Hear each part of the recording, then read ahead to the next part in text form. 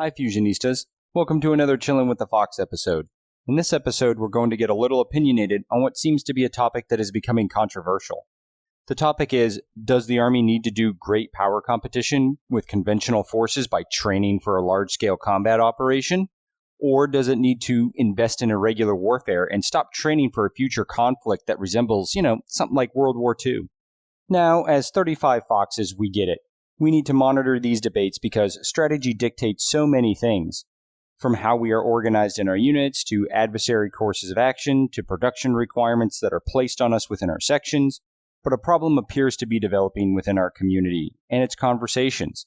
The problem is that we as 35 Foxes are becoming too tethered to the strategy debate and are starting to use the wrong words to frame the operational environment. This is important because if you use the right words in the wrong way or the wrong words in the right way, confusion and misinterpretation will set in.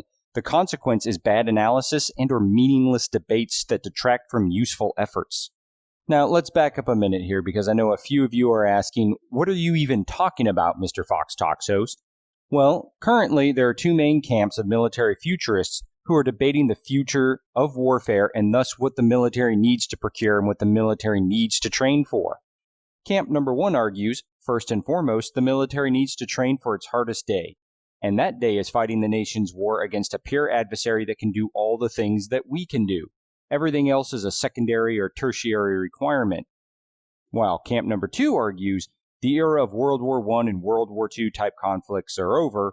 We need to be able to fight the fights in front of us, the ones that we have now, while preparing for wars of the future and stop preparing for these wars of the past. Now, this camp, when they say wars of the future, they typically mean information warfare or so-called low-intensity conflicts in small nations and forms of robotic warfare. Now, both camps are using the buzzword of great power competition to make their arguments. And while making their arguments, these camps are starting to proliferate inaccurate concepts. Often, these inaccurate and or incomplete concepts are: misconception number one, competition is only the time and space before war. Now, as a reminder, we discussed this flawed notion in episode 1-2, Great Power Competition. In that episode, we made this graphic, nifty, right, off of JDN 1-19, the competition continuum. Then in episode 03, we tackled instruments of national power and showed these two Marine Corps Great Power Competition graphics. Cutting to the chase, we hope everyone sees that large-scale combat operations are the ultimate and ultimately horrible forms of competition. They are the violently physical and all-encompassing competition for survival, the survival of an ideal, a state, a government, a peoples, or a combination thereof. If fighting for survival isn't a competition, I don't know what it could be. Competition is everything. It occurs in peace, the gray zone competition, and in all-out war. In order to win in competition, we have to be able to operate in all of these depicted zones. Misconception number two. Conventional forces of the military are currently only capable of being employed in large-scale combat operations, aka all-out war, and are therefore incapable of assisting in gray zone competition. Please revisit episode 1-2, Great Power Competition, to see that very few people in the national security community see the military within Great Power Competition anything like this. It's not constrained like this within their minds. GPC might culminate in a World War II style war, but the point of Great Power Competition is to avoid that by effective gray zone competition. Within that gray zone, the point of conventional forces is to be so prepared for LSCO that their capabilities act as a deterrence to the escalation of armed conflict.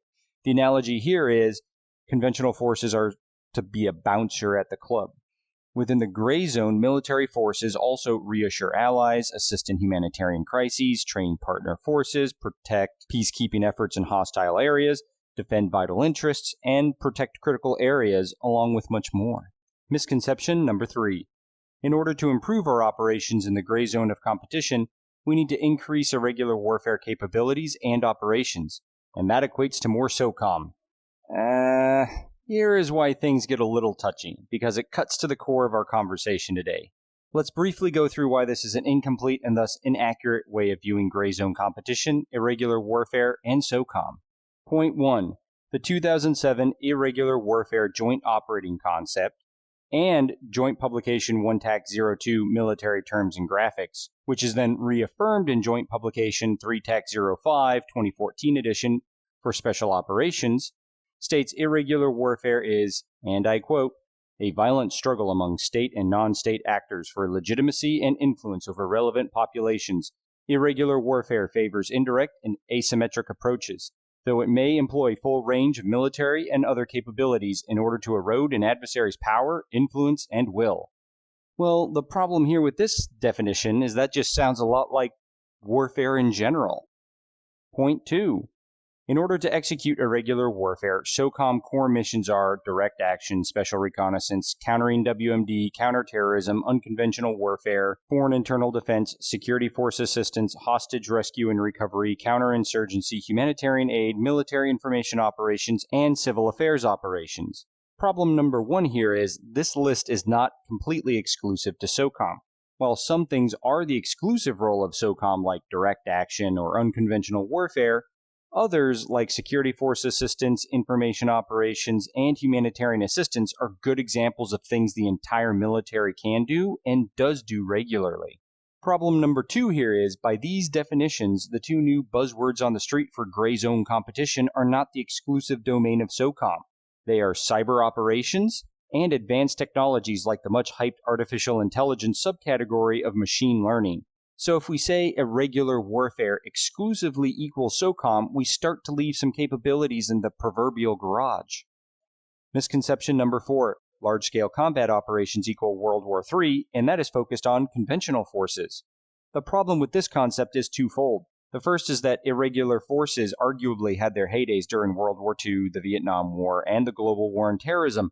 All of these were combat actions that pulled all or most of the military's resources and required a rich blend of conventional and irregular warfare. The second problem can be seen in the Vietnam War and global war on terrorism. Neither of these were actual wars, and some pundits argue they weren't large-scale either. Large-scale in their minds being something like World War I or World War II.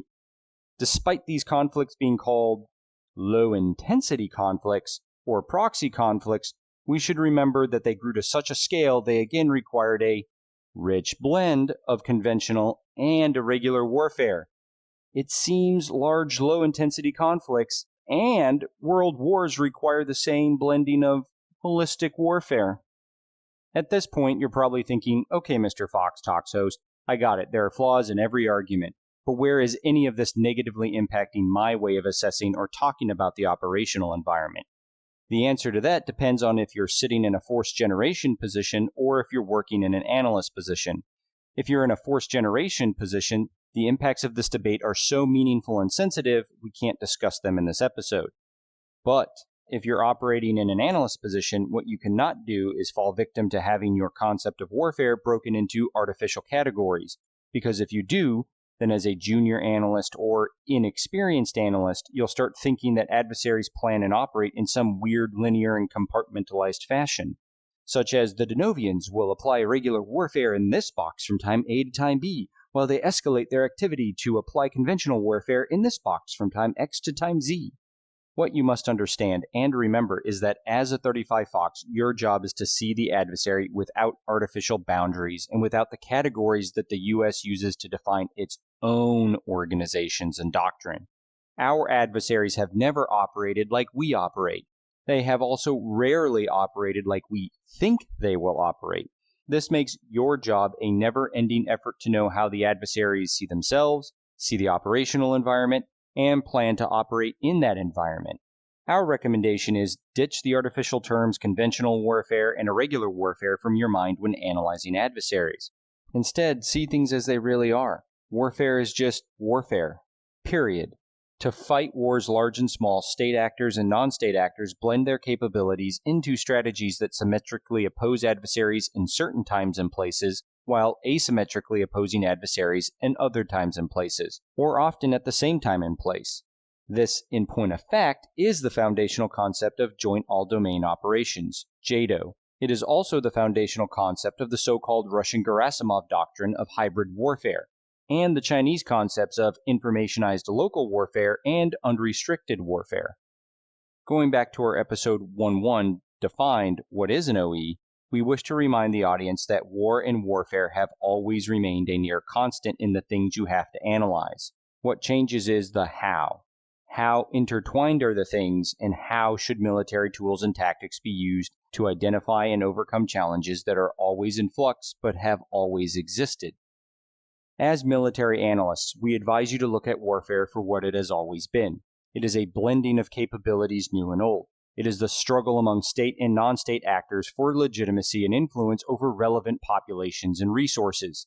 It is a competition that favors the appropriate use of balanced direct, indirect, symmetrical, and asymmetric approaches.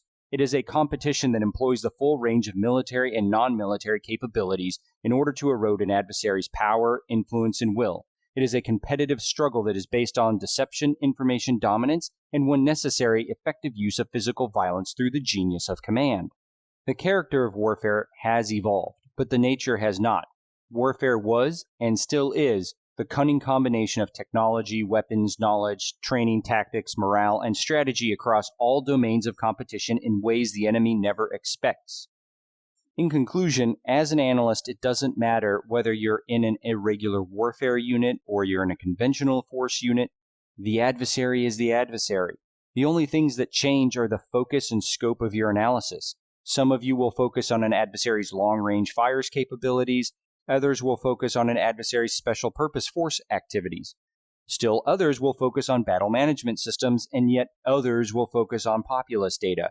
Really, it all goes back to the fact that JIPO is all-encompassing, and you as the analyst work the trap filters to meet your organization's mission and requirements. Please remember as analysts that while it's important to know how our doctrine is evolving, it should rarely impact how we see and assess the objective realities of the operational environments and the adversaries in them.